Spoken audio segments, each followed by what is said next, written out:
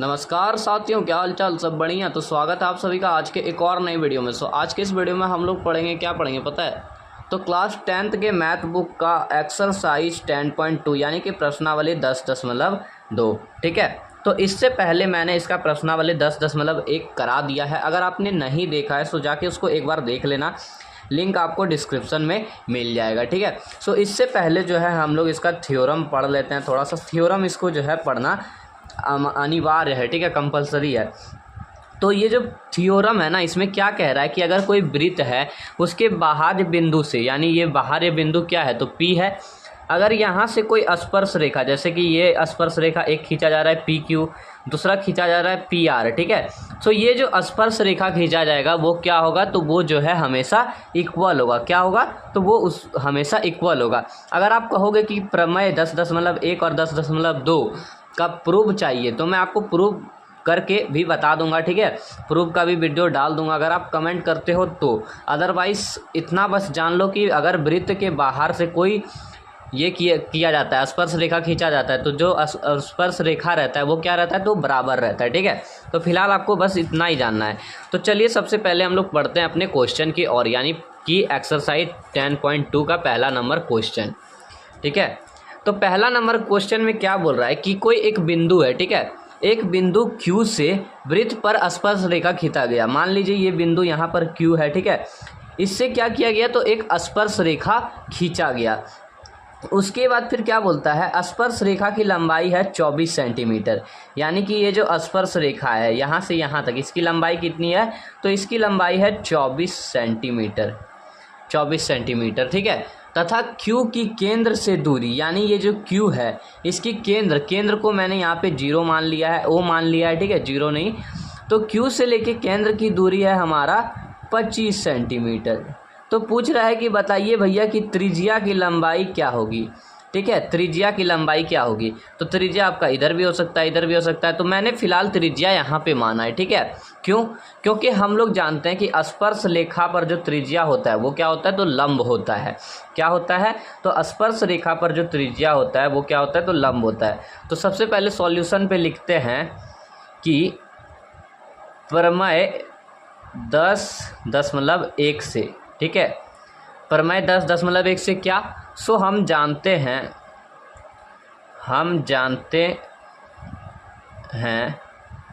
क्या जानते हैं कि स्पर्श रेखा पर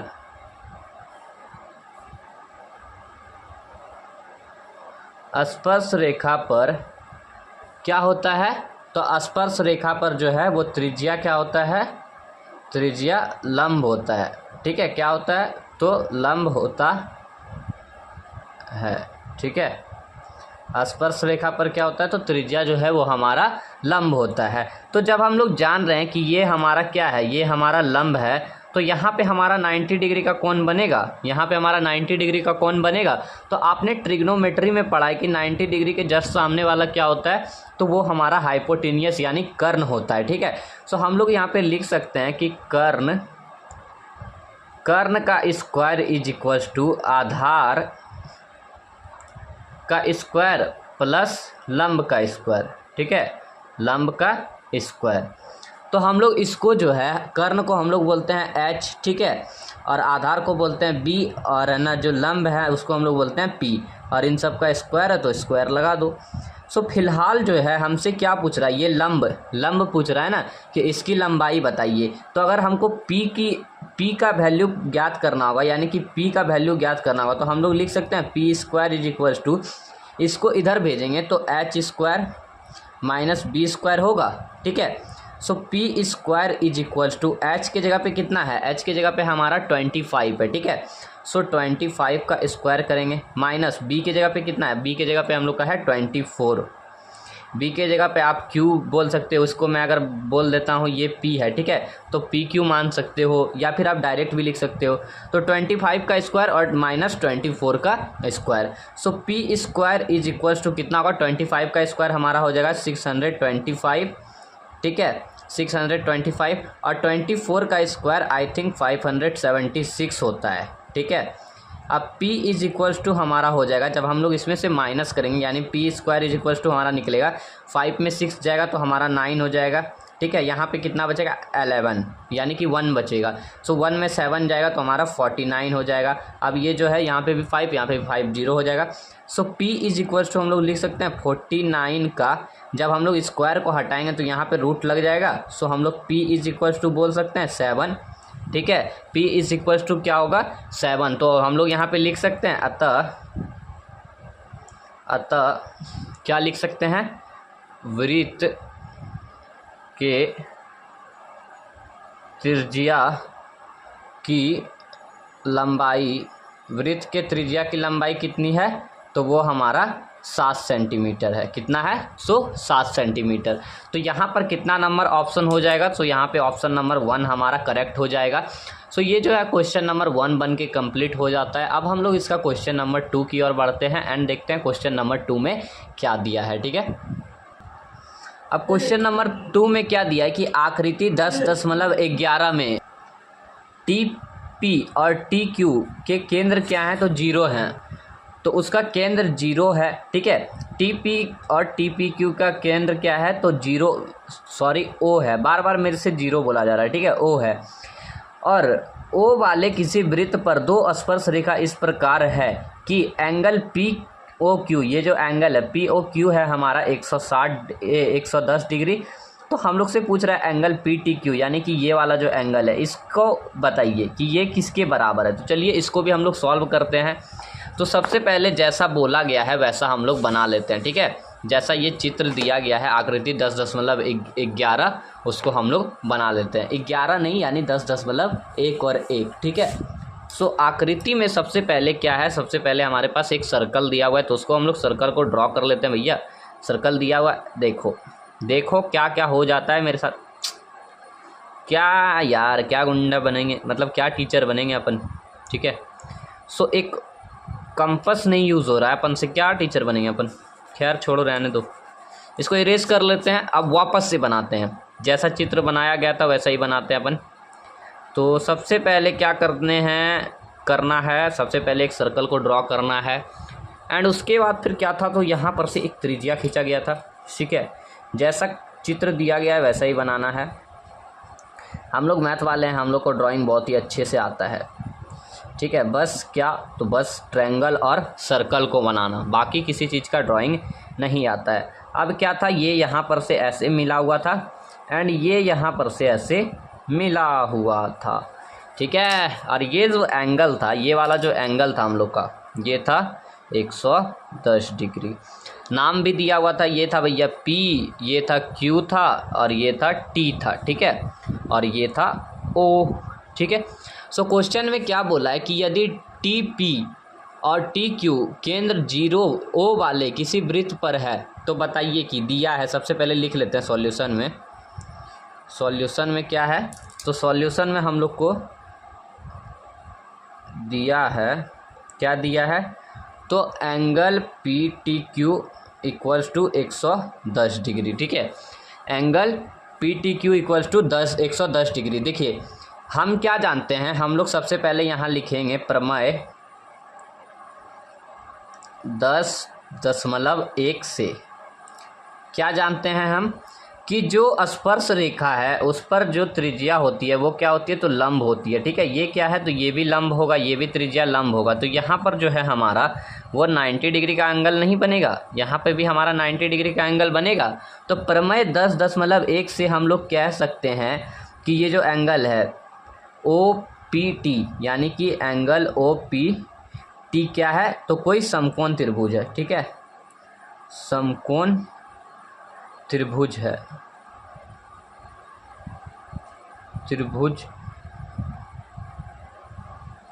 क्या है, तो समकोण त्रिभुज है। तथा उसी के साथ क्या होगा, तो ये भी हमारा समकोण त्रिभुज होगा यानी कि एंगल OQT ये भी क्या होगा, हमारा समकोण त्रिभुज होगा। सेम ये भी क्या होगा, तो हमारा समकोण त्रिभुज, ठीक है, समकोण त्रिभुज है।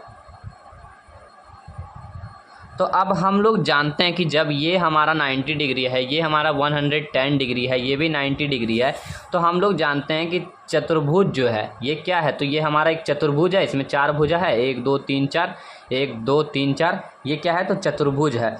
तो हम लोग जानते हैं कि चतुर्भुज चतुर्भुज के चारों कोनों का योग कितना होता है?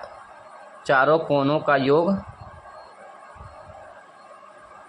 कितना होता है? तो 360 डिग्री। ठीक है, तो इसमें कौन कौन सा कोण है? तो कोण P है, तो लिखेंगे हम लोग कोण P प्लस कोण O प्लस कोण Q प्लस कोण T equals to 360 degree.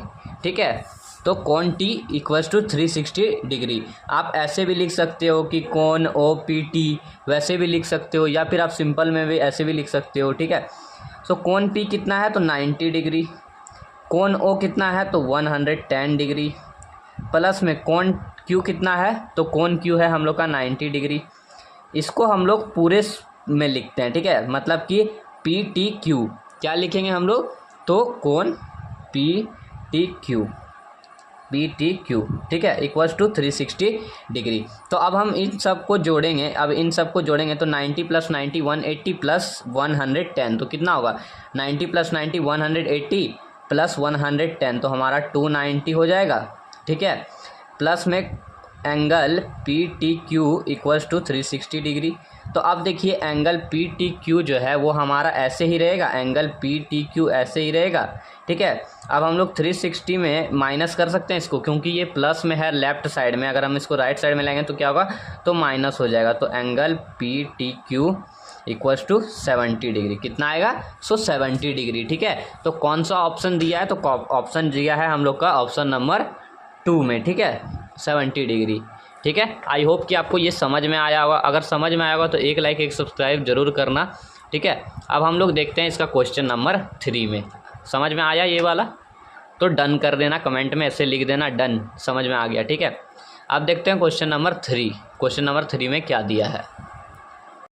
Question number 3 में दिया है कि यदि एक बिंदु P से O केंद्र वाले किसी वृत्त पर PA और PB क्या करना है? तो स्पर्श रेखा परस्पर 80 डिग्री के कोण पर झुका है। ठीक है, तो हम लोग से पूछ रहा है कि एंगल POAB किसके बराबर होगा, यानी POAB का मान क्या होगा। ठीक है, तो सबसे पहले हम लोग को जैसे बोला गया है कि एक वृत्त है। ठीक है, तो उसके कोई बाह्य बिंदु से, बाह्य बिंदु क्या है? तो P है। ठीक है, तो P से एक स्पर्श रेखा खींचा गया है। ये जो है हमारा क्या है? तो ये बिंदु हम इसको मान लेते हैं P। ठीक है, इससे क्या है? तो इससे एक स्पर्श रेखा खींचा गया है। तो स्पर्श रेखा यहाँ ऐसे खींचेंगे ना, स्पर्श रेखा। ठीक है, तो स्पर्श रेखा ऐसा हो गया, ये एक स्पर्श रेखा खींचा गया है। ठीक है, और एक और स्पर्श रेखा दूसरा खींचा गया है। ठीक है, तो दूसरा एक और स्पर्श रेखा खींचा गया है, तो इसको हम नाम देते हैं, ये हमारा PA और PB दो स्पर्श रेखा खींचा गया था। ठीक है, क्या बोला था कि यदि बिंदु P से O केंद्र वाले वृत्त पर PA और PB क्या है? स्पर्श रेखा है। तो P, ये P हो गया बाह्य बिंदु, और इसको हम लोग A नाम दे देते हैं। एक स्पर्श रेखा PA हो गया और दूसरा हमारा हो गया PB। ठीक है, और यहाँ पर जो कोण बन रहा है, यहाँ पर जो कोण बन रहा है वो बोल रहा है 80 डिग्री का है। ठीक है, यानी दोनों जो कोण बन रहा है इसमें क्या है? सो 80 डिग्री का। अब हम लोग क्या करते हैं? तो हम लोग यहाँ पर जो है ना, हम लोग यहाँ पर त्रिज्या ले लेते हैं सबसे पहले। ठीक है, क्या होगा? तो हम लोग यहाँ पर जो है त्रिज्या ले लेते हैं।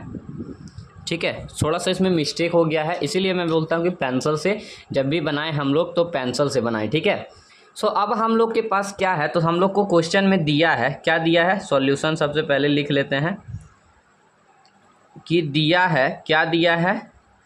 तो angle APB equals to 80 degree, यानी कि ये वाला जो एंगल है, एंगल APB कितना है? तो 80 डिग्री है। ठीक है, सो इसलिए हम लोग क्या बोल सकते हैं? इसलिए क्या होगा? एंगल APO इक्वल्स टू 80/2 हो जाएगा, यानी कि एंगल APO, इसको हम लोग O मान लेते हैं। ठीक है, यहाँ पे इसको क्या करते हैं? तो हम लोग केंद्र को O मान लेते हैं, पहले से दिया हुआ है केंद्र O, तो इसलिए एंगल APO इक्वल्स टू 80/2। तो यहाँ पर हमारा कितना निकलेगा? तो 40 डिग्री। ठीक है, अब हम लोग जान रहे हैं कि स्पर्श बिंदु क्या है? तो स्पर्श बिंदु पर जो है वो हम लोग का बनता है, क्या बनता है? तो स्पर्श बिंदु पे हम लोग का लंब होता है। ठीक है, सो हम लोग लिख सकते हैं प्रमेय 10.1 से, क्या लिख सकते हैं कि 10.1 से स्पर्श बिंदु क्या है, तो स्पर्श बिंदु पर एंगल ए इक्वल्स टू क्या है, तो 90 डिग्री। ये जो स्पर्श बिंदु है उस पर एंगल ए कितना होगा, तो 90 डिग्री। इसीलिए हम लोग लिखेंगे कि त्रिभुज ए ओ पी में, ठीक है, यानी ये जो त्रिभुज है हमारा, त्रिभुज ए ओ पी में, त्रिभुज ए ओ पी में हम लोग क्या करेंगे, तो इसमें हम लोग ऐसा लिख सकते हैं कि एंगल ए, यानी कि एंगल ए के लिए हम लोग लिख सकते हैं ए ओ ए पी, ठीक है, ओ ए पी लिख सकते हैं, या फिर डायरेक्ट एंगल ए लिख सकते हैं, angle A plus angle A P O, angle A P O, ठीक है, angle A P O plus angle कौन सा हो जाएगा, तो एंगल हम लोग का दूसरा होगा एंगल पी ए ओ, ठीक है, क्या होगा, पी ओ ए या फिर पी ए ओ, तो पी ओ ए मान लेते हैं, ठीक है। तो हम लोग जानते हैं कि ट्रायंगल के तीनों कोनों का योग कितना होता है, तो 180 डिग्री होता है, ठीक है। तो एंगल P जो है उसका मान हम लोग को दिया गया है, यानी कि ये वाला जो एंगल है एंगल ए पी ओ, इसका मान है 80 डिग्री, और एंगल ए जो है हमारा पे यहाँ पे लंब है तो 90 डिग्री होगा। 90 डिग्री प्लस 80 डिग्री प्लस में angle P O A equals to 180 degree, ठीक है। सो 80 प्लस 90 करेंगे तो कितना होगा, 100, कितना होगा बताइए, 170, ठीक है। 80 प्लस 90 करेंगे तो कितना होगा, 100, नहीं सॉरी, यहाँ पे तो 40 होगा ना। एंगल ए पी ओ कितना निकाला हमने, तो एंगल ए पी ओ हमने निकाला 40 डिग्री ना, तो यहाँ पे 40 होगा, तो 90 प्लस 40 130, और प्लस में angle P O A equals to 180 degree, ठीक है। सो अब हम लोग लिख सकते हैं angle P O A is equals to 180 minus 130 degree. So angle P O A equals to 50 degree, ठीक है। क्यों, क्योंकि 130 जो है लेफ्ट साइड में प्लस में था, तो राइट साइड में आएगा क्या होगा, तो माइनस में हो जाएगा, ठीक है। तो 180 में 130 माइनस करेंगे तो ये 50 आ जाएगा, ठीक है। सो इसका जो ऑप्शन नंबर है वो ए हम लोग का क्या है, तो करेक्ट हो जाएगा 3 का, ठीक है। अब क्वेश्चन नंबर 4 जो है, क्वेश्चन नंबर 4 में क्या दिया है कि सिद्ध करना है। क्या सिद्ध करना है, तो सिद्ध कीजिए कि किसी वृत्त के किसी व्यास के सिरे पर खींची गई स्पर्श रेखा क्या होती है, तो समांतर है। मान लीजिए कोई वृत्त है, उसके व्यास पर खींची गई स्पर्श रेखा क्या होती है, तो समांतर होती है, ठीक है। तो सबसे पहले जैसा बोला गया उसके अनुसार हम लोग बना लेते हैं। क्या बोला गया है, तो किसी वृत्त के व्यास पर, किसी वृत्त के व्यास पर, तो सबसे पहले वृत्त बना लेते हैं। तो जैसा बोला गया था कि किसी वृत्त के व्यास पर खींचा गया स्पर्श रेखा क्या है, तो समांतर है। तो वैसे हम लोगों ने ही यहाँ पे चित्र को ड्रॉ कर लिया है, जैसा बोला गया था वहाँ वैसा हमने पिक्चर को ड्रॉ कर लिया है, ठीक है।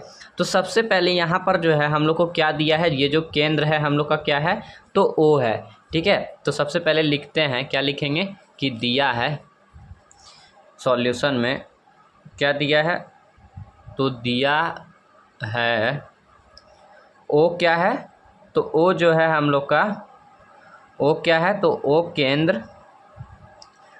केंद्र वाले वृत्त की 2 स्पर्श रेखा है। क्या है, तो 2 स्पर्श रेखा है। क्या क्या है, तो पहला ए बी हो गया, दूसरा क्या हो गया, सी डी, ए बी तथा सी डी, ठीक है, ए बी तथा सी डी है, जो क्या है, जो हमारा वृत्त के या फिर वृत्त को x तथा y पर स्पर्श करता है, ठीक है। x तथा y पर क्या करता है, तो स्पर्श करता है। अब क्या हम लोग को सिद्ध करना है, सिद्ध करने के लिए हम लोग को बोला है कि ये जो है यानी ए बी सी डी के बराबर हो, ठीक है। तो सिद्ध क्या करना है, सिद्ध करना है A B equals to C D हो, ठीक है। ए बी इक्वल्स टू क्या हो, सी डी, इक्वल्स टू नहीं यानी कि parallel, A B parallel C D हो, ठीक है। ये क्या करना है, तो हम लोग को ये सिद्ध करना है। तो सबसे पहले प्रमाण हम लोग क्या देंगे, प्रमाण ले लेते हैं सबसे पहले। तो प्रमाण हम लोग क्या लेंगे, ये जो x है हम लोग जानते हैं कि स्पर्श रेखा के स्पर्श बिंदु पर क्या होता है, तो त्रिज्या जो है वो लंब होता है, यानी कि OX, यानी कि ये जो है ये वाला लाइन OX, ये क्या है, तो ये लंब है। किस पे लंब है, लंब का साइन हम लोग ऐसे देते हैं, ठीक है। लंब है। किस पे लंब है? तो ए बी पे। ओ एक्स किस पे लंब है? तो ए बी पे लंब है। ठीक है, क्यों? क्योंकि स्पर्श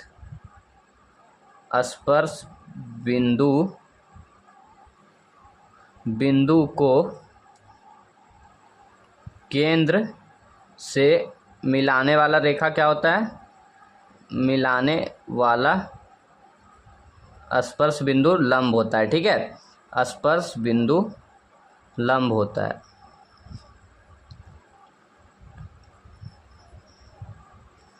तो हम लोग बोल सकते हैं कि अतः angle B X D equals to 90 degree. ये जो एंगल होगा angle B X O, sorry D मैंने बोल दिया, एंगल बी एक्स ओ, ये जो एंगल होगा हम लोग का क्या होगा? तो ये हमारा यहाँ पे 90 डिग्री होगा। ठीक है, बी एक्स ओ क्या होगा? तो हमारा 90 डिग्री होगा। इसी प्रकार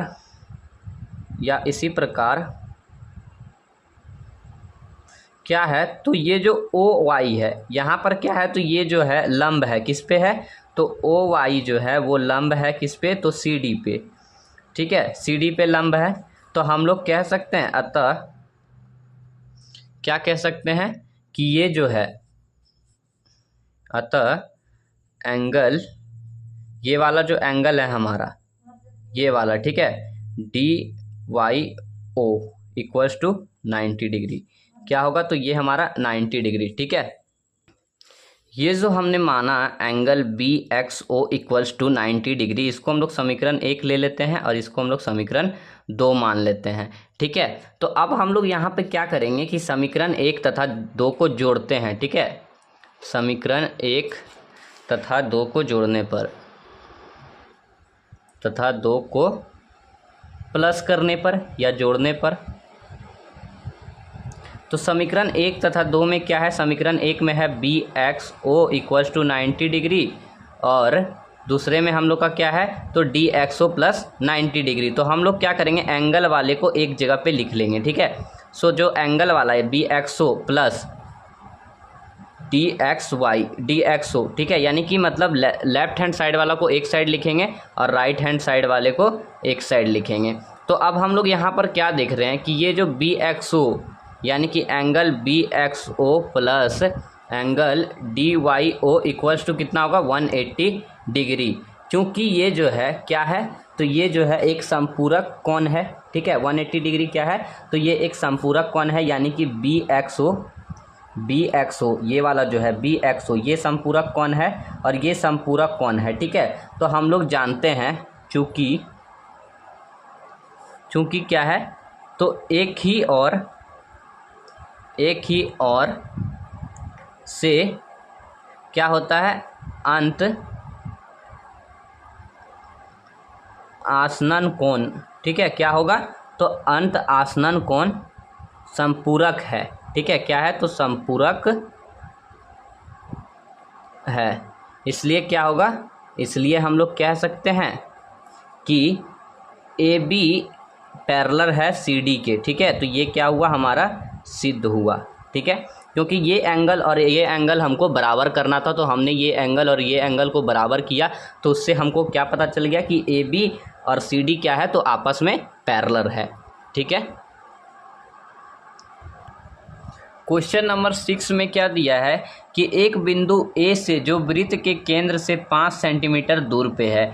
एक बिंदु ए से जो वृत्त के केंद्र से 5 सेंटीमीटर दूर है। ठीक है, वृत्त पर स्पर्श रेखा की लंबाई 4 सेंटीमीटर है, तो वृत्त की त्रिज्या बताइए। तो चलिए सबसे पहले जैसे बोला गया है वैसा हम लोग इसमें ड्रॉ करते हैं। ठीक है, वैसे सर्कल को ड्रॉ कर लेते हैं। ठीक है, तो ये जो है मैंने एक पेज यहाँ पे छोड़ दिया है क्वेश्चन नंबर 5 के लिए। क्वेश्चन नंबर 5 को हम लोग नेक्स्ट वीडियो में करेंगे। सो फिलहाल अभी हम लोग क्वेश्चन नंबर 6 को कर लेते हैं। ठीक है, क्योंकि क्वेश्चन नंबर 5 को समझने से पहले हम लोग को जो है वो 8.1 का थ्योरम यानी प्रमेय 10.1 को समझना होगा। ठीक है, तो सबसे पहले क्या बोला गया था कि जैसे कि कोई एक बिंदु है। ठीक है, एक बिंदु क्या था? तो एक बिंदु जो है वो दिया था हम लोग को, देख लेते हैं यहाँ पे बिंदु ए दिया था। ठीक है, यानी बिंदु ए से वृत्त की केंद्र जो है वो 5 सेंटीमीटर है, तो बिंदु ए मान लेते हैं। बिंदु ए यहाँ पर है। ठीक है, बिंदु ए यहाँ मान लेते हैं। तो यहाँ से जो है वो केंद्र की दूरी है हमारी 5 सेंटीमीटर और जो हमारा स्पर्श रेखा है, यानी कि ये जो स्पर्श रेखा है, स्पर्श रेखा की जो हमारी लंबाई है वो है हम लोग का 4 सेंटीमीटर। ठीक है, स्पर्श रेखा की लंबाई है 4 सेंटीमीटर, तो स्पर्श रेखा हम लोग लिख देते हैं 4 सेंटीमीटर। ठीक है, और वृत्त के केंद्र से बिंदु ए की लंबाई है हम लोग का 5 सेंटीमीटर। ठीक है, ये क्या है तो हमारा 5 सेंटीमीटर। और हम जानते हैं कि यहाँ पर क्या होता है, तो ये जो है इस पर लंब होता है। ठीक है, ये क्या होता है, इस पे लंब होता है। तो जब ये बिंदु ए है, इसको हम लोग ओ मान लेते हैं, इसको हम लोग बी रख देते हैं। ठीक है, तो क्वेश्चन नंबर सी के अकॉर्डिंग हम इसका सॉल्यूशन करते हैं। ठीक है, तो हम लोग इसमें सबसे पहले क्या दिया है,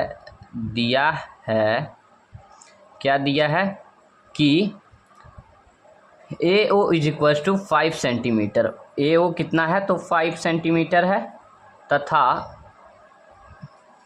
A B equals to 4 centimetre. ठीक है, ए बी क्या है तो 4 सेंटीमीटर, ये क्या है तो स्पर्श रेखा की लंबाई है। अब देखिए हम लोग को इसमें क्या करना है, हम लोग देख रहे हैं यहाँ पर ये जो है लंब है। ठीक है, यहाँ लिखेंगे प्रमेय 10.1 से क्या होगा, तो ये जो है एंगल बी जो है वो, या फिर angle A B O, angle A B O क्या होगा तो 90 डिग्री का। जब ये 90 डिग्री का होगा, इसके सामने वाला क्या होगा तो ये हम लोग का कर्ण यानी हाइपोटेनियस हो जाएगा। तो हम लोग जानते हैं कि हाइपोटेनियस हम लोग के पास दिया हुआ है, इसको हम लोग बेस मानते हैं। ठीक है, इसको हम लोग क्या मानते हैं तो बेस मानते हैं। तो हम लोग को क्या फाइंड करना है तो परपेंडिकुलर फाइंड करना है। तो परपेंडिकुलर को हम लोग क्या कहते हैं तो लंब इक्वल्स टू हम लोग लिख सकते हैं रूट अंदर कर्ण का स्क्वायर माइनस आधार का स्क्वायर। ठीक है, रूट अंदर कर्ण का स्क्वायर माइनस आधार का स्क्वायर।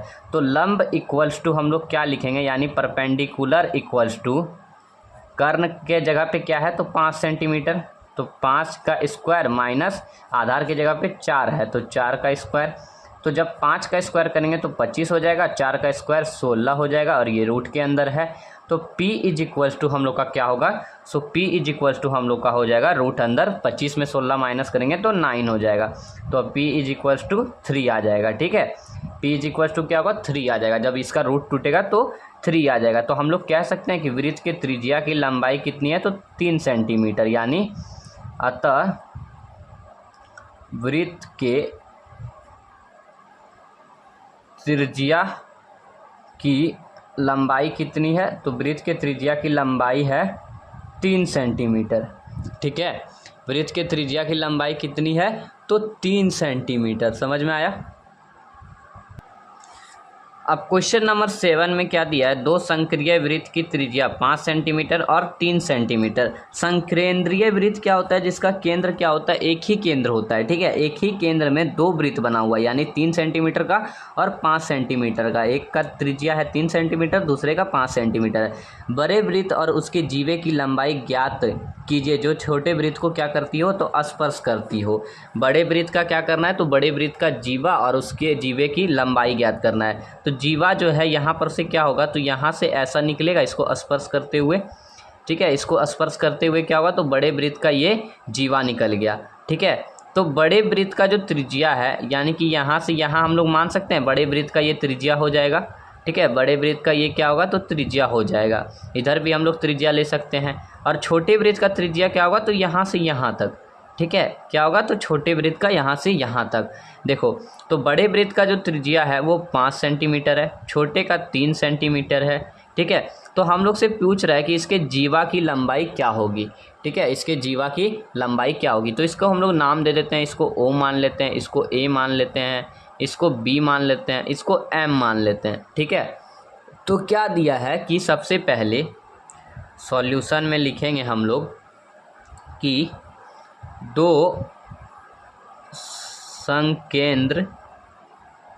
संकेंद्र वृत्त जिसका केंद्र क्या है तो जिसका केंद्र O है। ठीक है, और बड़े जो वृत्त है, जो बड़ा वृत्त है, बड़े वृत्त की जीवा कौन सी है तो बड़े वृत्त की जीवा ये हो गई AB। ठीक है, बड़े वृत्त की जीवा AB। छोटे वृत्त की क्या है तो छोटे वृत्त की छोटे वृत्त को बिंदु M पर क्या कर रहा है, तो बिंदु M पर प्रतिच्छेदित कर रहा है। ठीक है, बिंदु M पर स्पर्श कर रहा है या प्रतिच्छेदित कर रहा है, प्रतिच्छेद कर रहा है या करती है।